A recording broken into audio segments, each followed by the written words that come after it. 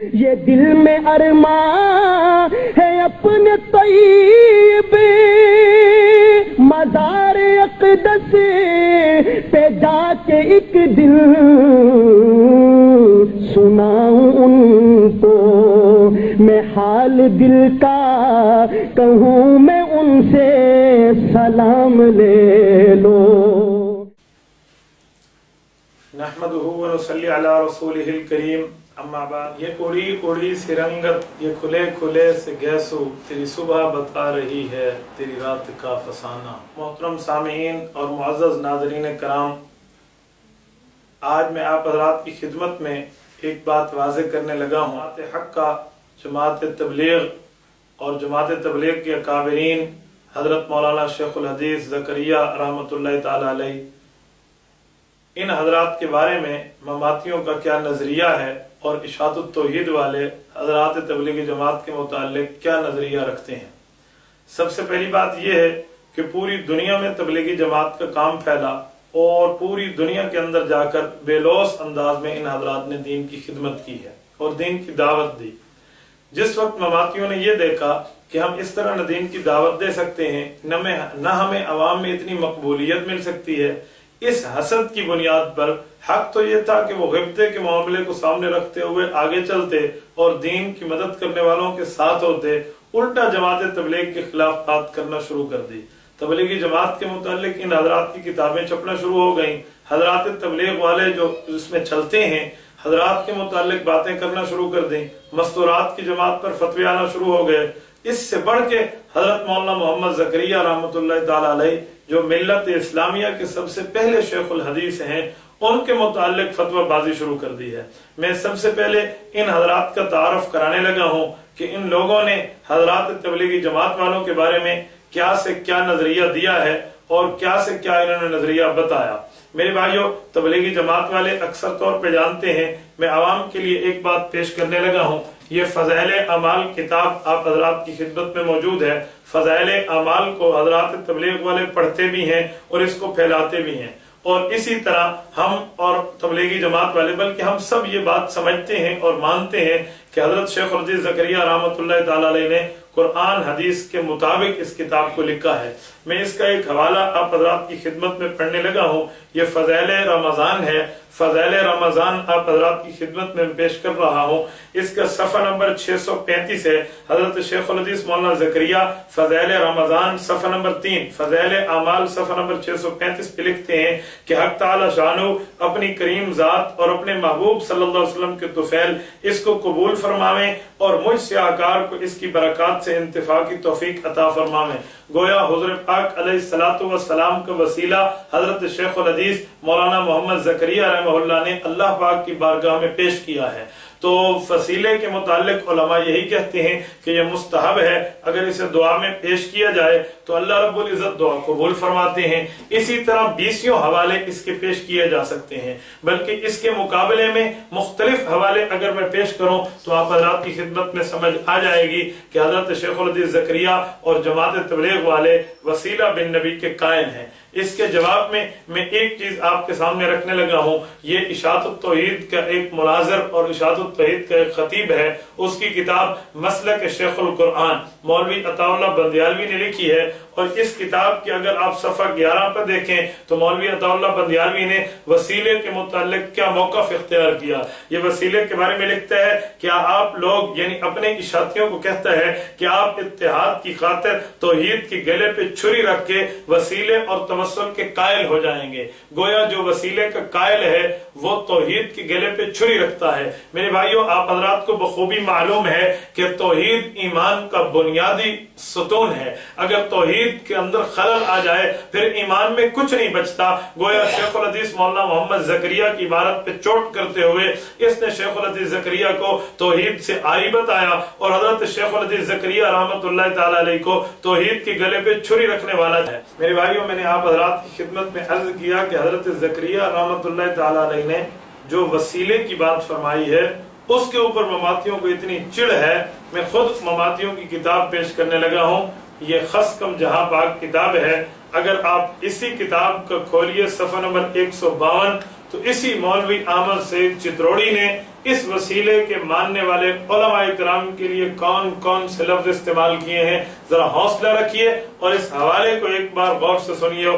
یہ کہتا ہے سورۃ زمر آیت نمبر 46، قل اللہم فاطر السماوات والارض۔ اس آیت کی تفسیر کرتے ہوئے احمد سے چتروڑی کہتا ہے قیامت کے دن اللہ فیصلہ کرے گا، او حیاتیو، او للڑو، تم بکواس کرتے ہو، اللہ کی کتاب کو توڑ موڑ کے پیش کرتے ہو، اور اس طرح کی باتیں کرتے کرتے احمد سے چتروڑی کہتا ہے کہ بڑے بڑے شیخ الحدیث ہوں گے، سور بڑے بڑے ممتاز علماء کھڑے ہوں گے، بڑے بڑے پنڈت، پوپ اور پادری کھڑے ہوں گے، اور اللہ ان کے سامنے فیصلہ کرے گا انا کنا عن عبادتکم لغافلین، ہمیں اللہ کی قسم ہمیں تو کوئی پتہ نہیں کون حرامی ہماری قبر پہ آیا اور کس نے ہمیں بلایا، کس نے چڑھاوے چڑھائے، کس نے یہ کام کیا، ہمیں تو کوئی پتہ نہیں ہے۔ پھر آگے کہتا ہے تجھے کیا پتہ ہوگا، تو جی لمبا پڑا رہتا تھا، اللہ کے لیے راستے کھل جاتے تھے۔ پھر لوگ ہنستے بھی ہیں، پھر کہتا اس کے ساتھ ساتھ صرف یہ ایک آدمی نہیں ہے بلکہ اسی اشاعت التوحید کا ایک مایا ناز مناظر احمد سعید آن جہانی جو ہے، اس نے اس بارے میں کیا موقف اختیار کیا ہے۔ یہ خسکم جہاں پاک انہی کی اپنی کتاب ہے۔ مماتیوں کے دو گروپ ہیں، ایک گروپ نے دوسرے گروپ کے خلاف کتاب لکھی، اشاعت التوحید والوں نے مرکزی اشاعت التوحید والوں کے خلاف کتاب لکھی اور اس میں ان کے پول کھولے۔ یہ دونوں جماعتیں ایک دوسرے کی بظاہر مخالف ہیں، لیکن دیوبندیوں کی دونوں مل کر مخالف ہیں، دونوں کا موقف ایک ہے۔ یہ اسٹیج کی اور پیسے اور چندے کی لڑائی ہے، یہ اپنی جگہ ہے۔ یہ خسکم جہاں پاک کا صفحہ نمبر 69 دیکھیں تو یہ واضح طور پہ لکھتا ہے کہ فلاں پروفیسر صاحب گواہ ہیں، احمد سے چتروڑی آن جہانی نے کہا تبلیغی جماعت والے کافر ہیں۔ تبلیغی جماعت والوں کے متعلق اس نے کفر کا فتویٰ دیا ہے، اور اس کے ساتھ ساتھ اگر آپ دیکھیں انہوں نے تبلیغی جماعت والوں کے متعلق کیا سے کیا گل کھلائے ہیں۔ میں ایک بات آپ کی خدمت میں پیش کرنے لگا ہوں۔ ہمارے محترم دوست حضرت مولانا محمد رسال مدظل العالی نے ایک کتاب لکھی ہے، یہ کتاب آپ کی پیش خدمت ہے، تبلیغی جماعت پر اعتراضات کا جائزہ۔ یہ ثوابی سے کتاب چھپی ہے، اس میں انہوں نے بڑی تفصیل سے لکھا ہے کہ غیر مقلدین نے جو اہل حدیث اس امت کا فتنہ نمبر 1 ہے، ان کے ایک مولوی عبدالعزیز نورستانی کے تعاون سے غیر مقلدوں نے ایک کتاب لکھی فضائل اعمال کے مقابلے میں، مستند فضائل اعمال کے نام سے۔ اس پہ مماتیوں کے پورے پاکستان کے امیر مولوی طیب پنجبیری نے دستخط کیے ہیں، اور اس کے دستخط آپ کے سامنے موجود ہیں۔ میں چند اقتباسات پڑھنے لگا ہوں۔ مولوی طیب طاہری اس میں لکھتا ہے کہ موحدین کے لیے ان کی مجالس میں جانا جائز نہیں ہے، ان کے افکار جو ہے وہ خرافات اور بکواسیات کے درجے پہ ہیں، یہ بدعتوں پھیلا رہے ہیں اور بدعت اور رسول اللہ کے دین میں کوئی فرق نہیں کرتے، لہذا اس میں نہیں جانا چاہیے۔ اس کے آگے چل کے اسی محقق اور مستند فضائل اعمال پہ مولوی طیب پنجبیری نے واضح طور پر موقف اختیار کیا کہ لوگوں یاد رکھو ہم اشاعت التوحید والوں کا تبلیغی جماعت سے کوئی تعلق نہیں ہے۔ اور آگے لکھتے لکھتے اس نے اسی کتاب پہ ایک اور بات لکھ دی، کہتے ہیں کم علم اور بے وقوف لوگ ان کی جال میں پھنستے ہیں، ان سے جان نہیں چھڑا سکتے، یہ ان حضرات کا طرز عمل ہے۔ ایک بات اور بھی ذہن میں رہے کہ یہ حضرات تبلیغی جماعت کے متعلق یہ ان کی اپنی باتیں نہیں ہیں، بلکہ اس سے بڑھ کے پیش کر رہا ہوں۔ حضرت مولانا نثار احمد الحسینی مدظل العالی نے تقریباً 2 سے 3 سال پہلے یہ اٹک سے کتاب لکھی تبلیغی جماعت اشاعت التوحید کے نشانہ تنقید پر۔ اس میں انہوں نے واضح طور پہ جو موقف اختیار کیا ہے، میں آپ حضرات کی خدمت میں وہی موقف پیش کرنے لگا ہوں۔ آپ ذرا اس پہ غور کیجئے کہ جماعت تبلیغ کے بارے میں یہ حضرات کیا سے کیا رویہ رکھتے ہیں۔ یہ صفحہ نمبر 16 ہے، صفحہ نمبر 16 کے اوپر مولوی ضیاء اللہ شاہ گجراتی کا ایک قول نقل کرتے ہیں جو ان مماتیوں کے تقریباً پورے پاکستان کا جنرل سیکرٹری ہے۔ یہ لکھتا ہے اشاعت التوحید کے مرکزی ناظم اعلیٰ کہتے ہیں اس دن سے بربادیاں شروع ہوئیں جس دن سے شیعوں سے نکاح ہوئے، ان کے پیچھے نمازیں پڑھی جانے لگیں، قبر پرستوں کو بیٹیاں دی جانے لگیں۔ یہ ساری بربادی اس دن سے شروع ہوئی ہے جس دن سے اللہ کے قرآن کو چھوڑ کے ملا نے فضائل اعمال، فضائل درود شریف کو سینے سے لگایا ہے، جس دن سے اللہ کی کتاب کو چھوڑا، بزرگوں کی کتابوں کو سینے سے لگایا، اس دن سے بربادیاں شروع ہوئی۔ گویا نعوذ باللہ من ذالک ان تمام غلط کاموں کا ذمہ دار تبلیغی جماعت والوں کو ٹھہرایا ہے۔ اور اس کے ساتھ ساتھ ایک بات اور بھی دیکھیں، یہ اشاعت التوحید کا ایک مولوی ہے محقق خان بادشاہ، اس نے اپنی کتاب التنقید الجوہری میں کیا سے کیا لکھا ہے، یہ آپ حضرات کی خدمت میں اس کی باتیں پیش کرنے لگا ہوں۔ حضرت شیخ الحدیث مولانا محمد زکریا کاندھلوی رحمۃ रहमतुल्लाह अलैह की ये किताब फज़ैल हज आपके सामने है। अरसे दराज से पढ़ाई जा रही है, समझी समझाई जा रही है, सुनी सुनाई जा रही है, लेकिन इस किताब के मुतालिक मौलवी खान बादशाह लिखता है कि इस जाहिल मुबल्लिग ने 40 खराफात लिखी हैं, हालांकि 40 वाक़यात लिखे हैं। इसने 40 वाक़यात को 40 बकवासियात के साथ शुमार किया है। और इसके साथ साथ इन्हीं के एक मौलवी काजी अब्दुल सलाम हनफी अशरफी, इन्होंने तबलीगी जमात को निशाना बनाते हुए एक किताब लिखी, किताब मुकद्दस के नाम से, इल्मी शराए तबलीग और रस्मी तबलीग की वजाहत। इसके अंदर लिखता है, कहते हैं मौजूदा अवामी और रस्मी तबलीग जो है ये तबलीग के नाम पे बज़ाहिर धब्बा है, हकीकत में रसूलुल्लाह सल्लल्लाहु अलैहि वसल्लम से इनका कोई ताल्लुक नहीं है, हुजूर की तबलीग से उलट है। दीन की नीयत से बेदीनी, अनजान होकर दीन दोस्ती की नीयत से दीन दुश्मनी बड़े सरे आम फैलाई जा रही है। और ये आम किताब नहीं है मेरे भाइयों, याद रखना, ये वो किताब है जिसे ममातियों के नुमाइंदे रिसाला नग़्मे तौहीद गुजरात मुहर्रम सफर सन 1421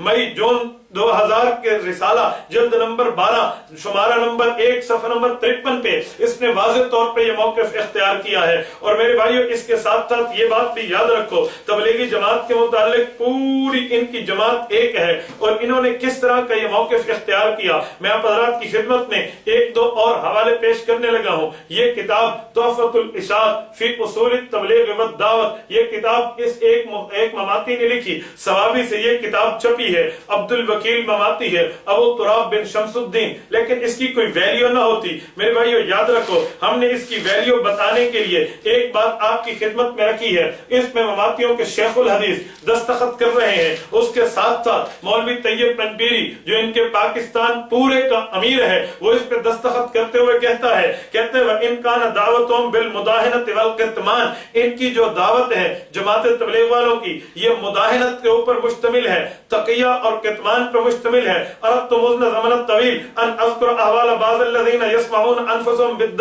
कहते हैं मैं तो बड़े अरसे से सोचता था कि जमात तबलीग के हालात को लिख दूं कि ये कैसे लोग हैं, लेकिन अल्लाह भला करे मेरे एक दोस्त को उसने किताब लिखी, मैंने उसके लिए दुआ करके इस पे दस्तखत कर दिए। फिर कहते वलो अन्नास गनौ बिदरासति कुतुबिहिम अस्समाविय्या व इनायतिहिम बिकुतुबिन नासी लकान लहुम शान गैर हाज़ा शान व हालु गैर ज़ालिका फइन्नमा अश्कु बस्सी व हुज़्नी इलल्लाह। कहते इन लोगों ने खुदा की किताब को छोड़ के, आसमानी किताबों को छोड़ के और लोगों की किताबों को अपने सीने से लगाया। मेरे भाइयों ये आम किताब नहीं थी, अगर मैं इसके हवाले आप हज़रात की खिदमत में पेश करने लगूं आप हैरान हो जाओ। ये सफ़ा नंबर 291 है। तबलीगी जमात की किताबों के मुतालिक इन मौलवियों ने क्या लिखा, इनकी मोतबर किताब कहती है सफ़ा नंबर 291, व अम्मा फी कुतुबिहिम मिनल खराफात वल वाहियात फहिया कसीरा लाकिन नज़कुरहा बाज़ अल्लज़ी यशुम्मु मिनहा राहियतु शिर्क व अता सिफातिल मुख्तसरति बिल्लाहिल मखलूक। कहते हैं लोगों याद रखो, हम इनकी बड़ी बातें नकल कर सकते हैं लेकिन हम ऐसी बातें नकल कर रहे हैं जो खराफात और वाहियात गोया बकवासियात पर मुश्तमिल है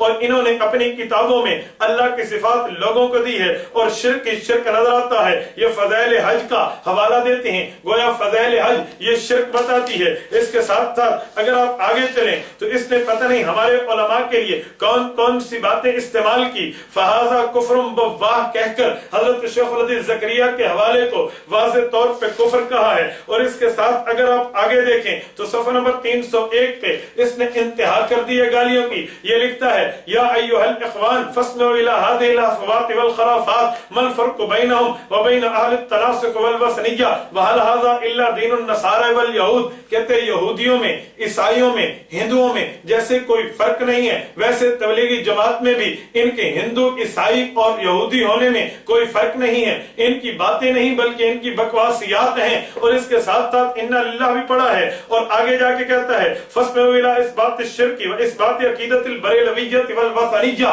ये लोग मुशरिक हैं, मुशरिकीन के अकीदे का इस बात करते हैं, बरेलवियत के अकीदे का इस बात करते हैं। मेरे भाइयों आप हजरात अगर इन मामलात पे देखें तो हमें एक बात समझ आती है कि इन्होंने तबलीगी जमात के लिए क्या से क्या बात की कि इसने सफ़ा नंबर 308 وما اردت بنقل الواقعات الا تنبیہ الخواص علی هذه المعتقدات لانها ہلاکۃ عظمی. یہ بہت بڑی ہلاکت ہے تبلیغی جماعت میں چلنا، اس طرح کی باتیں کرنا. اور اس کے ساتھ ساتھ میرے بھائیو آپ حضرات حیران ہوں گے انہوں نے ایسی زبان استعمال کیوں کی ہے. کیا اس کو یہ نظر نہیں آتا تھا کہ اس نے حضور پاک علیہ الصلوۃ والسلام کی دعوت و تبلیغ کے کام کو پھیلانے والی تبلیغی جماعت کے متعلق اس طرح کی باتیں کی؟ میرے بھائیو یہ تو ان کو اپنے بڑوں سے سبق ملا ہے، اپنے بڑوں سے باتیں ملی ہیں. میں آپ حضرات کی خدمت میں اقامت البرہان مولانا سجاد بخاری کی پیش کرنے لگا ہوں. انہوں نے اپنے زمانے میں، یہ مماتیوں کے مولوی ہیں، انہوں نے کیا سے کیا لکھا ہے آپ حیران ہو جائیں. یہ اپنے آپ کو دیوبندی کہتے ہیں. صفحہ نمبر 24 کو اگر آپ دیکھیں، اس نے صفحہ نمبر 24 پہ لکھا ہے. میں آپ کے سامنے عبارت پڑھنے لگا ہوں. کہتے ہیں مفتی عبدالشکور ترمذی تو ہم سے بات کرتا ہے، تو جا اپنے پیر و مرشد اشرف علی تھانوی کی کتابوں کی اصلاح کرتا پھر اور اس میں تطہیر کر اور اشرف علی تھانوی کی کتابوں کو پاک کر، کیونکہ اس نے اپنی کتاب میں ضعیف روایتیں بھی لکھی، شاذ روایتیں بھی لکھی، منکر روایتیں بھی لکھی، موضوع یعنی جھوٹی حدیثیں بھی کتابوں میں لکھ دی ہیں، بلا انکار و تنبیہ لکھ دی ہیں، بے سر و پا حکایتیں بھی لکھ دی ہیں، بے سند واقعات بھی لکھ دی ہیں، گمراہ کن کرامتیں بھی لکھ دی ہیں. یہ حضرت تھانوی کے لیے ان کو زبان وہیں سے ملی ہے. اور یہ وہ کتاب ہے، اگر اس کتاب کو مزید میں آپریشن کرتا جاؤں تو صفحہ 62 اٹھا کے دیکھو. یہ کہتے ہیں لوگوں تم کہتے ہو حضور پاک کی نیند میں آنکھ سوتی تھی، میں دلیلوں سے ثابت کرتا ہوں حضور کا نیند میں دل بھی سو جاتا تھا. جس نے حضور پاک علیہ الصلوۃ والسلام کے دل کے سونے کی بات کر کے جمہور امت سے الگ کٹا ہے، آپ حیران ہو جاؤ. حضرت شیخ الحدیث زکریا رحمۃ اللہ تعالی علیہ کی تبلیغی جماعت پہ اس نے ایسی ایسی باتیں کی. میرے بھائیو اگر میں آپ کے سامنے وہ باتیں نقل کروں آپ اس پہ حیران و پریشان ہو جائیں کہ انہوں نے پتہ نہیں کیسا زبان اور کیسا معاملہ حضرت شیخ الحدیث زکریا رحمۃ اللہ تعالی علیہ کی تبلیغی جماعت کے بارے میں نقل کیا ہے. یہ میں آپ کی خدمت میں صفحہ نمبر 258 تحفۃ الاشاعت پیش کرنے لگا ہوں. اس نے اس صفحے پہ کیا سے کیا لکھا میرے بھائیو آپ حیران ہو جاؤ. یہ کہتا ہے فمن الغلو والافراط انہم یحرمون الحلال ویحرمون الحرام. یہ وہ لوگ ہیں جو حلال کو حرام کہتے ہیں، حرام کو حلال کہتے ہیں. گویا تبلیغی جماعت والوں نے حلال کو حرام کیا، حرام کو حلال کیا. آگے جا کہتے ہیں فلا بد لنا ان نترکہم وان نخلیہم. لوگوں یاد رکھنا ہمیں ان سے جدا بھی ہونا پڑے گا، ان سے الگ بھی ہونا پڑے گا. پھر کہتے ہیں ان کے حلال اور حرام کیا ہے. صفحہ نمبر 259 پہ لکھا کہ یہ لوگ کہتے ہیں تبلیغی جماعت فرض عین ہے، حالانکہ یہ فرض کفایہ ہے. تو فرض کفایہ کو فرض عین کہنے والا یہ حلال اور حرام کا مرتکب ہو رہا ہے. گویا جو چیز فرض کفایہ ہو، فرض عین جس نے کہا وہ حرام کا مرتکب ہو رہا ہے، وہ حرام کا مرتکب ہو کے گویا کافر ہو رہا ہے. تو پتہ چلا جو حلال اور حرام کو، حلال کو حرام، حرام کو حلال کہے وہ کافر ہوا. اس نے شیخ الحدیث زکریا اور جماعت تبلیغ پہ کفر کا فتویٰ دیا ہے، حالانکہ یہ اصول سے ناواقفی کی بات ہے. میرے بھائیو یاد رکھنا حضور پاک علیہ الصلوۃ والسلام نے دعوت و تبلیغ کا کام کیا ہے. گویا تبلیغی جماعت والوں نے کہا کہ دعوت و تبلیغ کا کام فرض عین ہے. یہ ایک رخ کا جواب ہے. اگر جماعت کے اصول سے واقفیت ہوتی مماتی یہ کبھی اعتراض نہ کرتا. جماعت تبلیغ کے کام کے دو رخ ہیں، ایک اپنی اصلاح، ایک غیروں کی اصلاح. اپنی اصلاح کرنا یہ فرض عین ہے، غیر کی اصلاح کرنا فرض کفایہ ہے. اگر جماعت تبلیغ والے ساتھیوں نے یہ بات کہہ دی ہے کہ فرض عین ہے تو فرض عین کہہ کر انہوں نے کون سا نقصان یا کون سے دین کے معاملے میں خرابی پیدا کر دی ہے کہ ان پر کفر کے فتوے لکھنا شروع ہو گئے ہیں. اگر اس کا معنی یہ ہے جو چیز فرض عین ہو اسے فرض کفایہ کہو، یا جو چیز فرض کفایہ ہو اسے فرض عین کہو، یہ بات اگر کفر بنتی ہے عبد الوکیل صاحب اور اس پہ دستخط کرنے والے مولوی طیب صاحب، میں ایک سوال آپ سے کرنے لگا ہوں. یہ آپ کی کتاب تحفۃ الاشاعت ہے. اسی تحفۃ الاشاعت میں جہاں تم نے شیخ الحدیث پہ کفر کا فتویٰ دیا، دبے لفظوں میں کفر کا فتویٰ، وہ خود اکابر پہ فتویٰ آ گیا ہے. یہ صفحہ نمبر 109 پہ تم نے خود ہی لکھا ہے کہ یہ معاملہ جو ہے کہ فرض کفایہ کسے کہتے ہیں، فرض عین کسے کہتے ہیں. کہتے ہیں درجۃ وجوب الامر بالمعروف والنہی عن المنکر.